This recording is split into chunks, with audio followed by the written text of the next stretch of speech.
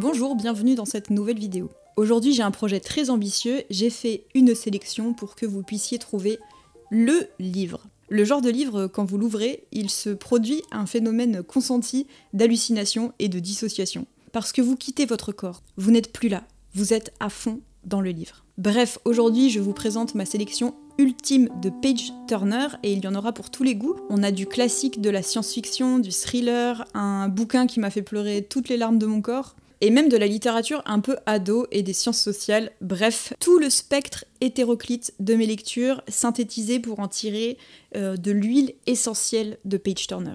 Avant ça, juste un petit rappel nécessaire, cette vidéo n'est pas sponsorisée, mais elle peut l'être par vous. Je fais vivre cette chaîne grâce aux formidables personnes qui me soutiennent sur Patreon et sur Ko-fi. Vous êtes en général entre 20 et 30 000 à regarder chacune de mes vidéos, donc si même pas un dixième d'entre vous me lâchait 1 € par mois, je pourrais vivre 100% de ce travail et continuer à animer cette chaîne régulièrement. Donc si d'une quelconque manière mon travail vous apporte quelque chose, si suite à cette vidéo ou dans le passé vous avez lu un bon livre grâce à moi, je vous serai très reconnaissante si vous pouvez y penser, et je remercie toutes les personnes qui le font déjà ou qui l'ont fait récemment et dont tous les noms vont s'afficher à la fin de cette vidéo. On est donc parti pour cette sélection ultime de page turner. Prenez du linge à plier, un coloriage ou une tarte aux pommes à faire. Cette intro était super dynamique, mais on va être sur une vidéo assez longue et tranquille. Il y a un petit timecode en bas, si jamais il y a un livre qui vous intéresse pas trop, vous pouvez passer au suivant. Et on y va, let's go.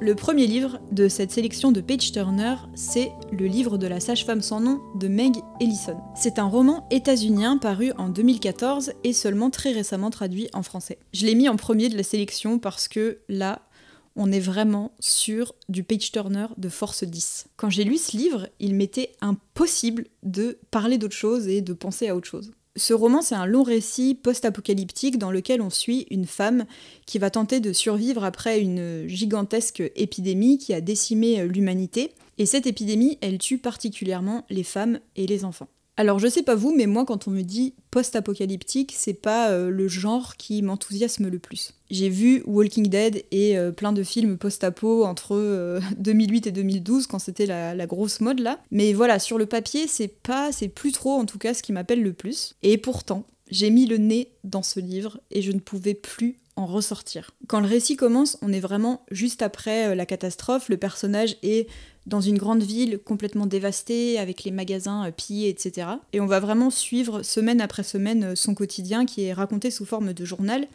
Et le grand enjeu pour ce personnage, c'est que les femmes sont devenues une marchandise. Elles sont devenues un objet très convoité et menacé par les mecs, et donc le personnage doit survivre au milieu de ça. Et comme elle est sage-femme de base, elle va pas se contenter de survivre, elle va essayer d'aider d'autres meufs en leur filant des moyens de contraception par exemple. Donc il faut savoir, énorme trigger warning, c'est un bouquin qui est assez sombre et qui est très violent, où les violences sexistes et sexuelles sont vraiment au cœur du récit, mais il y a vraiment une exploration de la résistance, de la survie et de l'entraide face à ça. C'est aussi un récit qui est très queer, déjà parce que la stratégie de la sage-femme pour s'en sortir, ça va être de se faire passer pour un mec, et donc on va s'intéresser à tous les procédés qu'elle utilise pour modifier son apparence, sa voix, etc., pour travailler le passing dont elle a besoin pour se protéger, quoi. Mais aussi, quelque chose qui m'a beaucoup marqué, c'est que le personnage est bi, et c'est un personnage bi qui est hyper bien écrit, qui est hyper bien fait. Moi, c'est quelque chose que je recherche beaucoup dans la fiction et que je trouve rarement. Et de toute façon, dans ce personnage, tout fait sens, tout est cohérent, tout est utile dans le récit. C'est un personnage qui est très faillible, mais qui est extrêmement crédible. Et je dirais même que de manière plus large, en fait, c'est un récit qui est extrêmement crédible.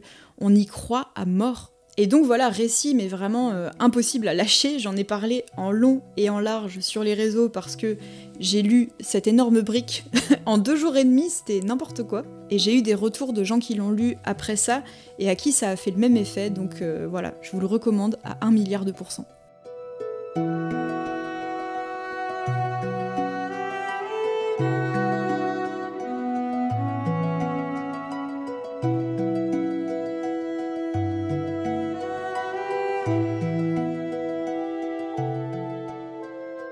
Ensuite, on passe sur quelque chose de très différent, même si on reste un peu dans le bresson et dans des thèmes assez puissants. C'est aussi de la littérature états-unienne, mais là on va du côté des classiques, des romans assez connus et fondateurs. Je ne pouvais vraiment pas faire une vidéo sur les page-turners sans vous parler de La Jungle de Upton Sinclair. La Jungle, c'est un roman paru en 1905 sous forme de feuilleton dans un journal.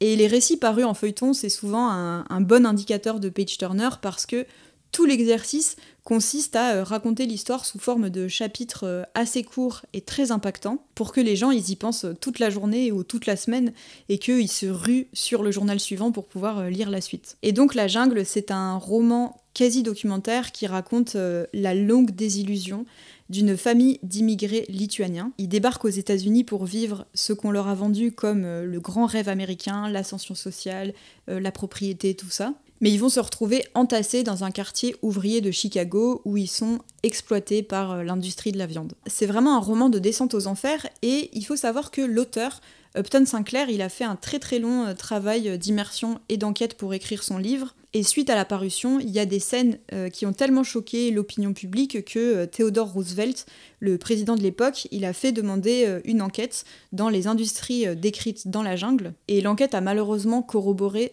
tout ce qui est décrit dans le livre. Et donc, je peux vous dire que quand on sait ça, à la lecture, ça fait vraiment quelque chose. Ça remue les tripes vraiment. Donc c'est un récit qui est essentiel à lire pour s'intéresser aux États-Unis de cette période, donc la fin du 19e, début du 20e. Mais en plus, on a une description qui est à la fois vraiment documentaire, mais qui est aussi extrêmement haletante de plusieurs industries. On s'intéresse donc surtout à la viande, à la conserverie, on suit vraiment toute la chaîne de rentabilisation de la mise à mort des animaux. Mais le personnage principal va aussi se retrouver dans une usine de pièces pour machines agricoles, dans la sidérurgie et même dans la construction de routes et de tunnels. En moyenne, la construction des tunnels coûtait une vie humaine par jour, sans parler des blessés graves. Et ce texte, franchement, il est archi intense et fort émotionnellement. Je me disais en le lisant que c'est sûr et certain que Upton Sinclair a lu Émile Zola. Donc si vous aimez Zola, je pense que ça va fortement vous plaire. Mais c'est du Zola à l'américaine, quoi. C'est Netflix, les péripéties, elles s'enchaînent. Encore une fois, c'est très très fort émotionnellement. Et ça vous laisse des images extrêmement marquantes qui décrivent tout simplement l'enfer sur Terre, honnêtement. Donc voilà, j'ai lu ça il y a quelques mois. Vraiment, je ne pouvais pas m'arrêter. Et je pense que c'est un des romans états-uniens les plus importants et les plus impactants que j'ai lus. Donc je vous le conseille très fortement.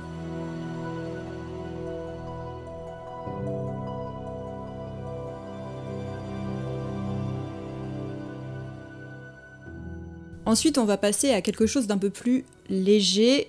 Quoique, bon, on reste sur ma chaîne, hein, donc vous attendez pas à des bouquins trop feel good et trop lumineux non plus. Mais si vous cherchez un page-turner beaucoup plus court que les précédents que j'ai cités, hyper efficace, extrêmement drôle et mordant, je vous conseille ce banger absolu, Yellowface de R.F. Kuang. Cette couverture, elle vous est peut-être pas inconnue parce que Yellowface a été un best-seller qu'on a vu partout en librairie au moment de sa sortie.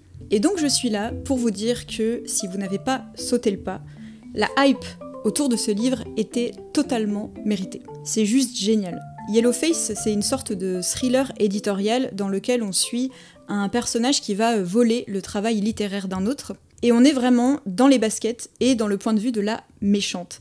Et c'est une méchante très banale, une meuf raciste et médiocre qui va se retrouver sur le devant de la scène en sortant un best-seller.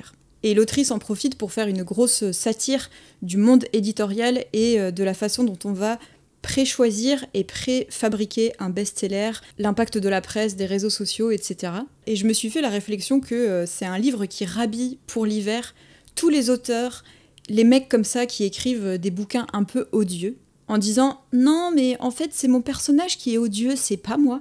Et je sais pas si je vais réussir à bien l'expliquer, mais R.F. Kuang, je trouve qu'elle coupe la chic à ces mecs-là parce qu'elle montre, avec ce livre, ce que c'est d'écrire un personnage qui est une ordure quand on sait qui sont les ordures. En fait, il n'y a aucune ambiguïté sur ses intentions et le livre, il est hyper maîtrisé, enfin c'est une masterclass vraiment. Et ça va peut-être paraître bizarre, mais je trouvais aussi qu'il y avait une rythmique et un ton qui me faisait penser à Stephen King, qui est cité plusieurs fois dans le livre d'ailleurs, dans le sens où on sent une espèce de jubilation d'écrire, il y a un côté un peu facétieux et maléfique à la fois. Pour info, il y a des gens qui ont trouvé que la fin du roman était éclatée, ce qui, ma foi, fait un point commun de plus avec Stephen King.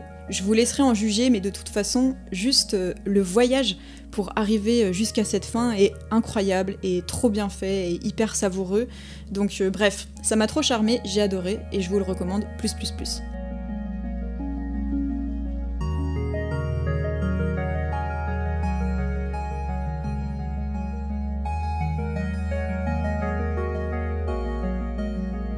Ensuite, on passe à une des plus belles choses qui existent sur cette terre, la littérature gothique. Ou plutôt néo-gothique, puisque le livre dont je vous parle est paru en 1938.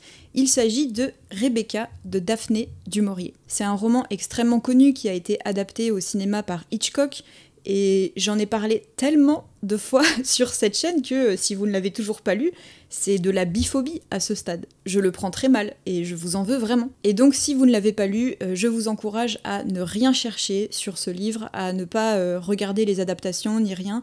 Il faut juste se plonger dans ce roman qui est vraiment étourdissant, avec une atmosphère très pesante, très sombre et très poussiéreuse. Dans cette histoire, on a une jeune femme fraîchement mariée qui débarque dans le manoir qui appartient à son mari. Et le manoir, c'est un endroit inquiétant qui surplombe la mer et qui est coupé de tout, avec toute une clique de domestiques qui sont hyper bizarres. Cette jeune femme, tout le monde la compare et la confond avec une autre personne, une autre femme qui s'appelle Rebecca.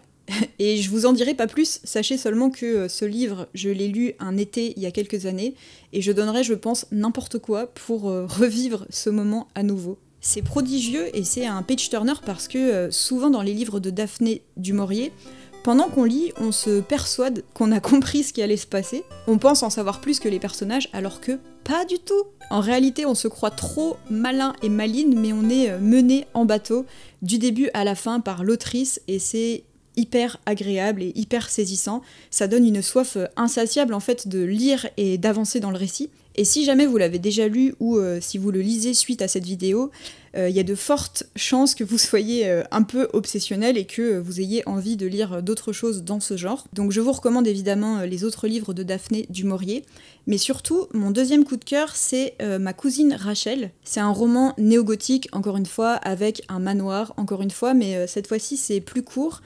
Et l'avantage c'est qu'on connaît moins l'histoire parce que les adaptations au cinéma elles sont beaucoup moins connues en France. Et c'est là aussi typiquement le genre de livre où vous vous dites « Allez, je lis encore un petit chapitre » et vous êtes encore en train de lire et il est 2h du mat et vous avez des cernes comme moi.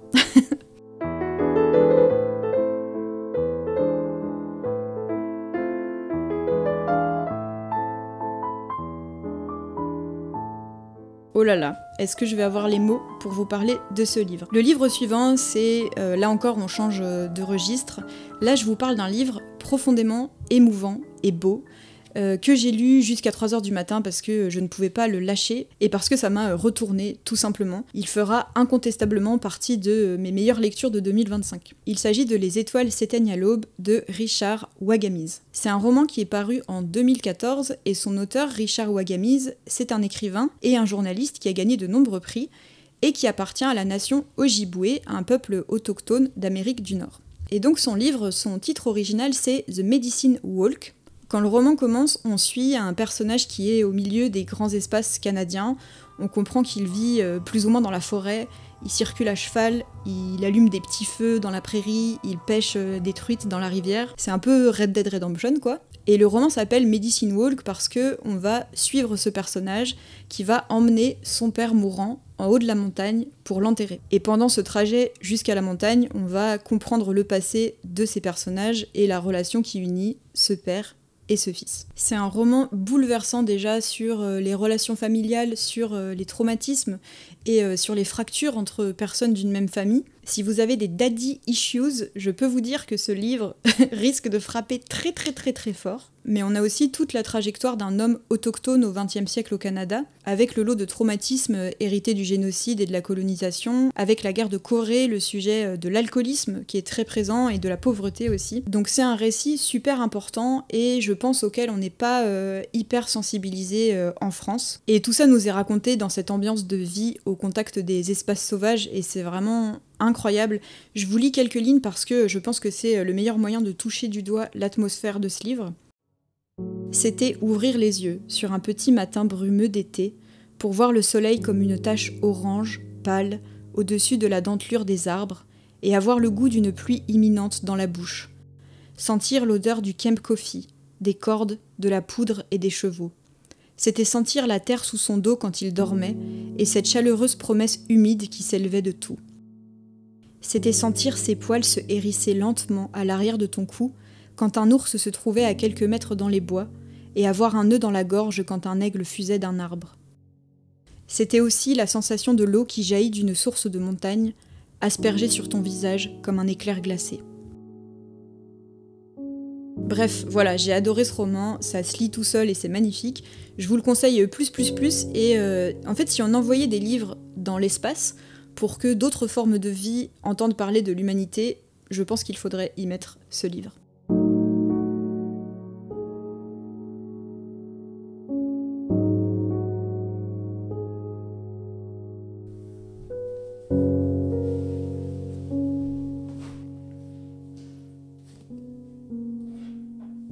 Est-ce que ça se voit que j'utilise cette vidéo pour tester des angles de prise de vue dans mon appartement? Pour les 2 page-turners suivants, on va encore faire des gros virages en termes de registre, donc n'oubliez pas que si jamais c'est pas votre truc, vous pouvez passer au livre suivant dans la timeline. Je voulais qu'il y ait de la fantaisie et de la littérature de l'imaginaire dans cette sélection, et j'ai choisi pour vous une valeur sûre, avec George R.R. Martin. Je suis sûre que vous connaissez déjà Game of Thrones, que vous n'avez sûrement pas eu besoin de moi pour savoir que c'est trop bien, et que ça se lit tout seul d'ailleurs, c'est aussi une saga vraiment page-turner pour info. Mais je voulais juste ajouter ma pierre à l'édifice pour vous recommander un autre texte qui se passe dans l'univers de Westeros. C'est une duologie réunie ici en un seul volume et qui s'appelle Feu et Sang.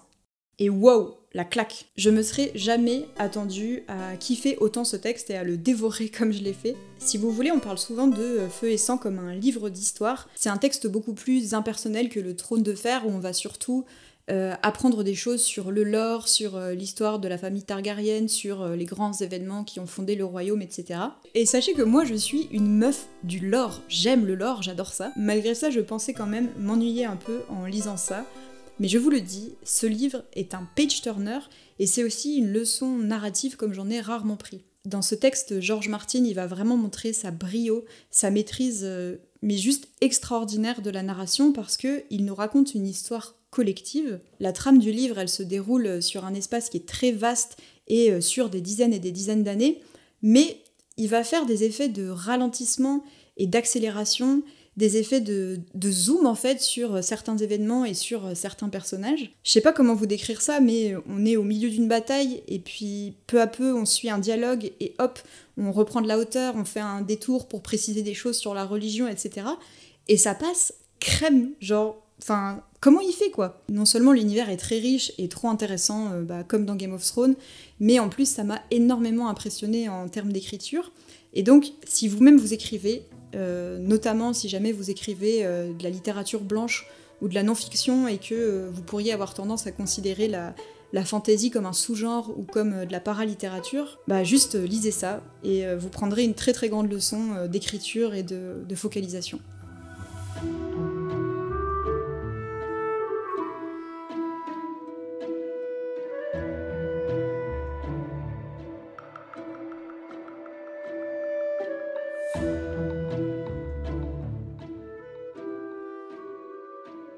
Que serait une vidéo de sélection sur la chaîne YouTube Margorito sans qu'il y ait un peu de sciences sociales et en particulier de la sociologie? Si vous pensez que la socio c'est pas trop votre truc ou que vous en avez encore jamais lu, attendez, laissez-moi juste quelques minutes pour vous convaincre. Je voulais vous parler d'un livre assez court, ça fait moins de 200 pages, et oui, c'est un page-turner, il s'agit de Voyage de classe de Nicolas Jounin.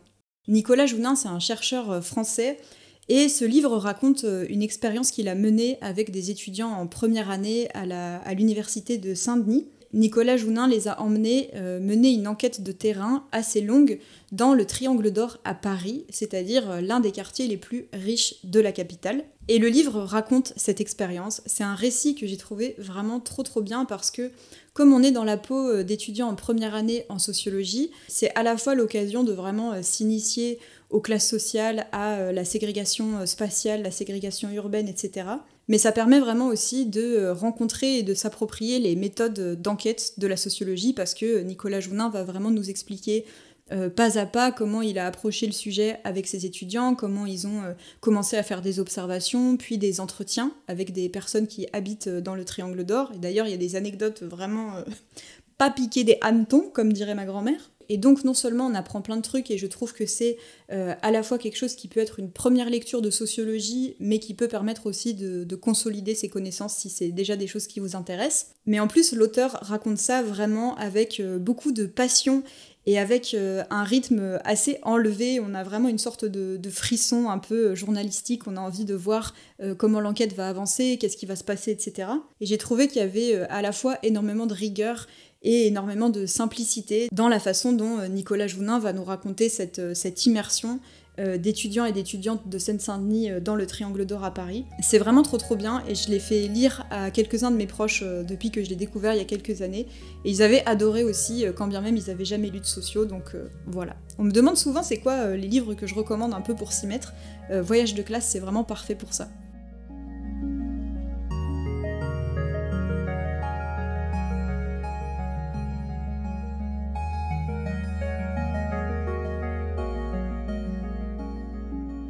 On arrive tout doucement à la fin de cette sélection.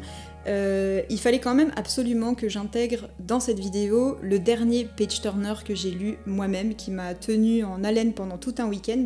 Il s'agit des Silences de Mona de Nora Lake. Alors petit disclaimer, ça m'arrive très rarement, et pour ainsi dire jamais, mais je connais l'autrice de ce livre dans la vraie vie, et c'est quelqu'un que j'apprécie énormément.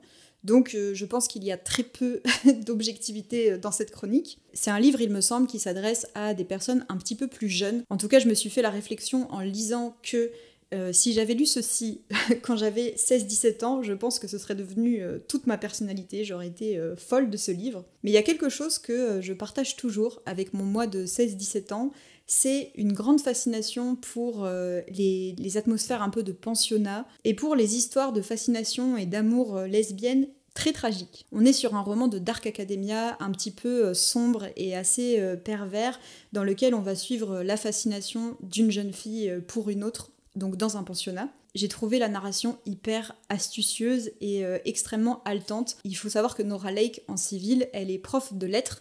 Et donc, les personnages étudient les lettres aussi, et il y a un peu ce côté un peu mis en abîme parce que, par exemple, vous avez un chapitre où les personnages étudient le principe du narrateur non fiable. Et ici aussi, il se pourrait bien qu'on suive une narratrice pas très fiable. Et donc on a toute cette atmosphère, cette aesthétique de vieilles pierres et de bâtiments surplombant la mer. On a une description assez romanesque de la jalousie, et de la jalousie un peu trouble qui ressemble presque parfois à du désir. En mode je la détestais et je détestais son dos très droit et très musclé, ainsi que ses doigts qui maniaient habilement le violoncelle. Bref, voilà, j'ai complètement dévoré ce roman et je pense que ça plaira beaucoup aux personnes qui aiment un peu ce genre d'esthétique et qui aiment bien aussi lire parfois des choses un petit peu plus jeunesse, entre guillemets, parce que ce qui est décrit quand même dans le roman est très sombre, très dark et très pervers. Mais je pense que vous voyez ce que je veux dire en tout cas. Et voilà, j'ai trouvé ça vraiment très bien.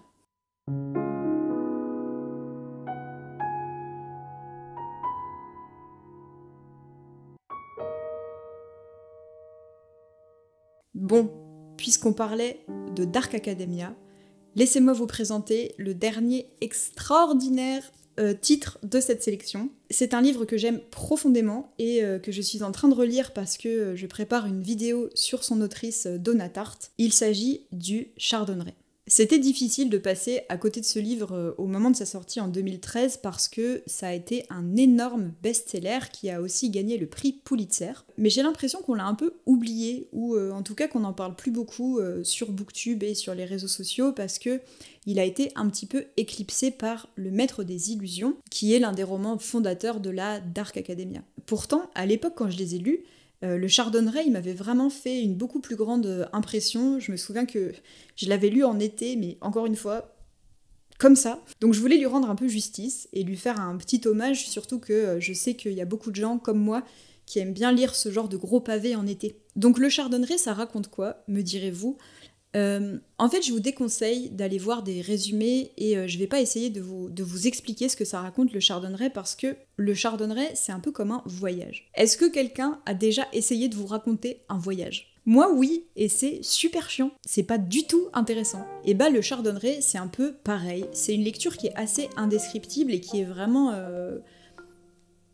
expérientielle. Je sais pas si ça se dit. En tout cas, ce qu'on peut dire, c'est que c'est l'histoire d'un personnage qui va vivre une sorte de cataclysme, le type d'événement personnel tragique qui reconfigure toute votre réalité et qui vous change à jamais. Ça s'est passé à New York le 10 avril, il y a 14 ans. Même ma main se dérobe en écrivant la date. Autrefois, ce jour était tout à fait comme les autres, maintenant il ressort sur le calendrier, tel un clou rouillé. Le roman s'ouvre sur cet événement traumatique et ensuite on a un long roman d'apprentissage qui commence et qui est raconté majoritairement à hauteur d'enfant. Et donc il faut savoir que moi j'ai un grand faible pour ce genre de récit, surtout quand c'est aussi riche et aussi dense et aussi merveilleusement raconté. Bref, voilà, je sais pas si j'en parle très bien, mais c'est juste l'un des plus beaux romans que j'ai lus de ma vie. Je vous encourage à le découvrir et de toute façon, je vous reparle de Donna Tartt dans une autre vidéo très bientôt.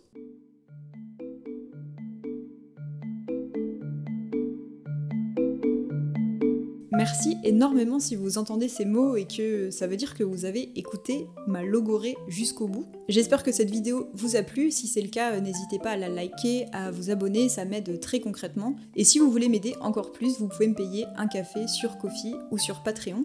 N'hésitez pas dans les commentaires à partager vos propres recommandations de page-turner parce que j'en cherche de nouveaux moi aussi. Et comme ça, on peut faire une espèce de petite, de petite base de données collective de page-turner, parce qu'on n'en a jamais assez. Prenez soin de vous, et moi je vous dis à très bientôt pour une prochaine vidéo.